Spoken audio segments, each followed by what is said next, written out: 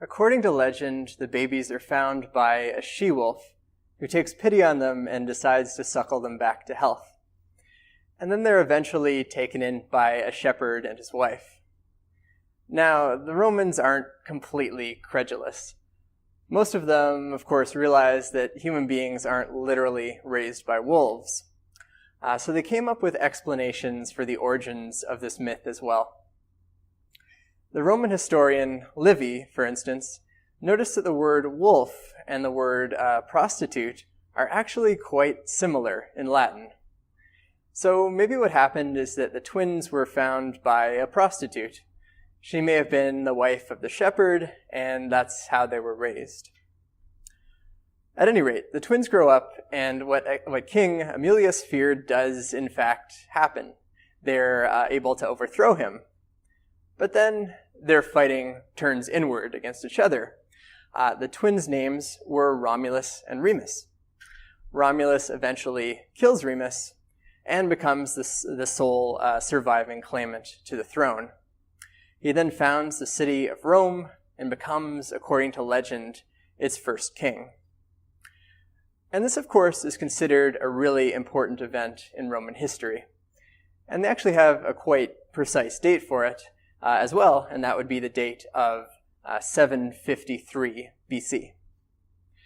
And that's the year they actually go back and date things.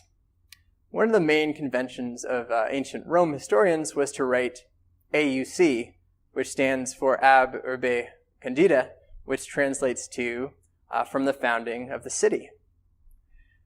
So that's a legend of how Rome came to be.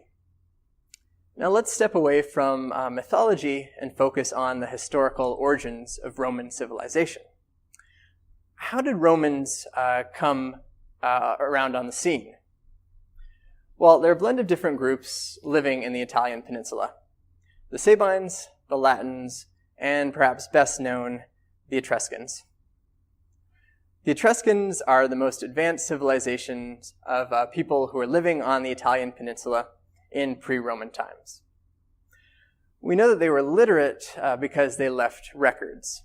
We can read through, but we can't read through them, so we don't know what those records say. But we know they were really great engineers, which is how the Romans were able to build arches, for instance, which Roman architecture is quite well known for. And we also know that they were really good with hydraulic engineering, including irrigation systems and sewers. In fact, the first Etruscan king of Rome was the one who installed the city's sewer systems. And the Etruscans also gave Rome their gladiatorial games, which you might famously associate with Rome if you're thinking of Russell Crowe in the movie Gladiator. These gladiatorial games had feats of strength where men fought to death. They started out actually as funeral rituals in Etruscan times. They were kind of celebrations of the life and death of prominent people.